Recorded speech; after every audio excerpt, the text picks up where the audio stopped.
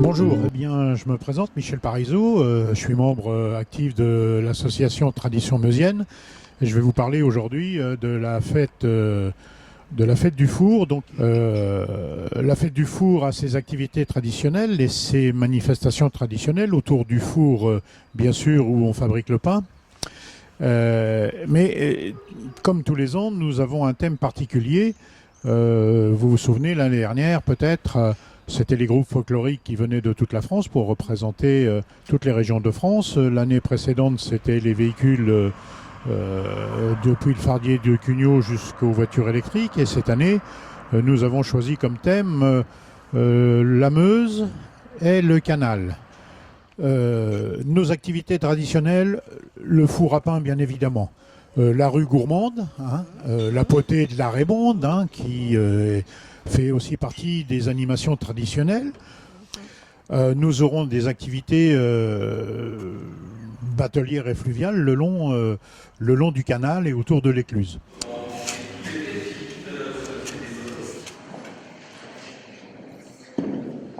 Seigneur, nous te présentons ce pain.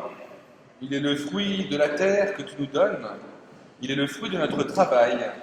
Il est le symbole de tout ce que nous faisons pour faire grandir notre société.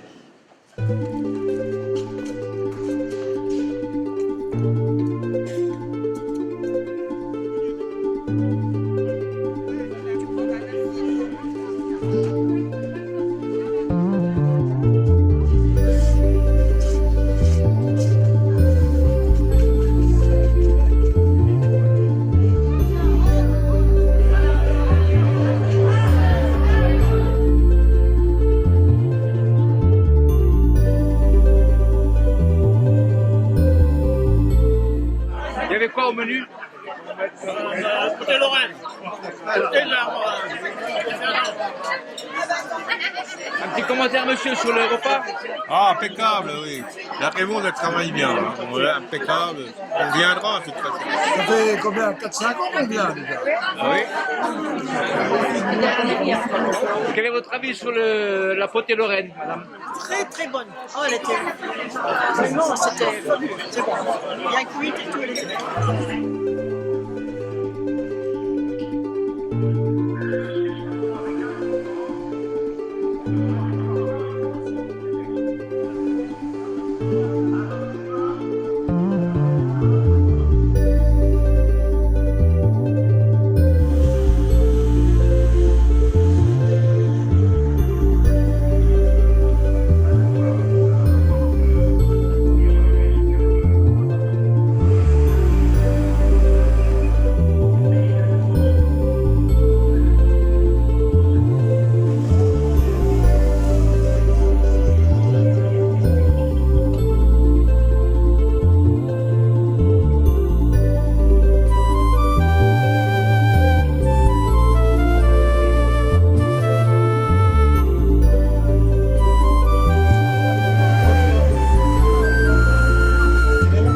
On vient de faire une petite démonstration de modélisme. On avait donc actuellement une Calypso qui est là sous vos yeux, un remorqueur du Rhône, et on avait également, qui est reparti là-bas, un bateau-pont. Bateau-pont à différentes échelles. Là, je parle de celle-ci parce que c'est moi qui l'ai réalisée. Elle est à l'échelle 1/30e.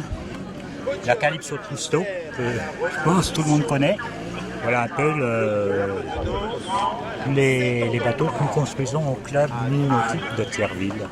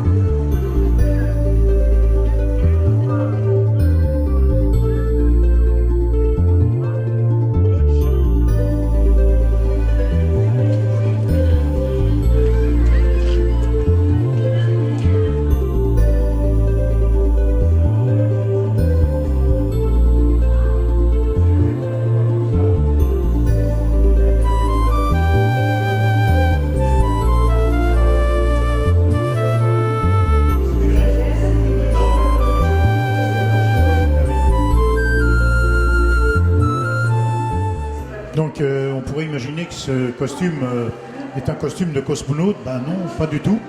En fait, il ne sert pas à aller sur la Lune, il sert plutôt à aller dans l'eau. C'est un costume de scaphandrier, comme on pouvait les voir encore dans les années 60. C'est un costume de scaphandrier dit à casque.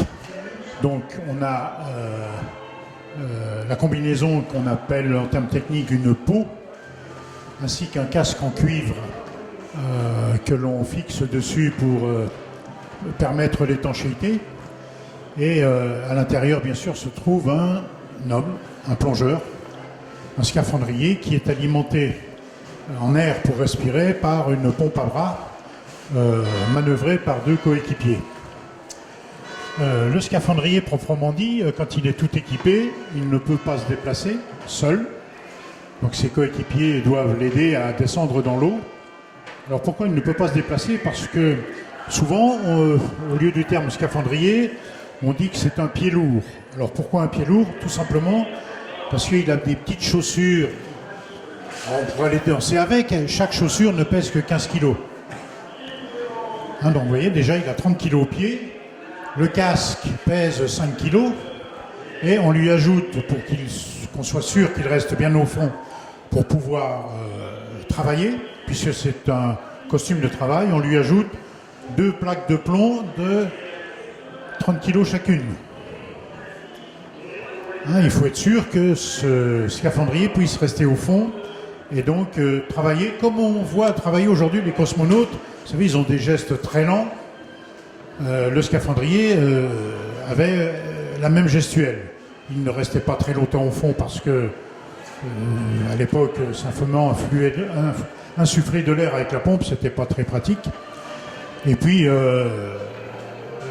il n'y avait pas de visibilité. Donc il manque sur son costume là, un élément essentiel, c'est une lanterne. Une lanterne électrique en plus. Hein, vous voyez, vous imaginez l'électricité et l'eau. Hein, donc il fallait prendre des précautions assez particulières.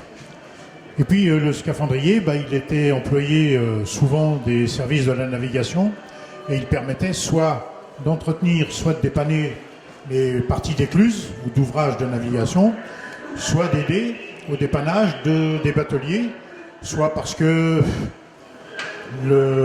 l'hélice avait rencontré un arbre dans le fond de l'eau, soit parce qu'elle avait été un moment mal fixée. On pouvait perdre une hélice, une péniche pouvait perdre une hélice, et un bateau sans hélice, c'est pas facile à manœuvrer.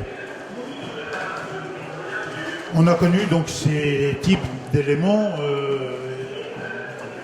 dans les années 60 encore, et petit à petit est arrivé le scaphandre autonome. Hein. Autrement dit, on n'a plus besoin d'aide et de pompe à air, on a ces bouteilles d'air sur le dos.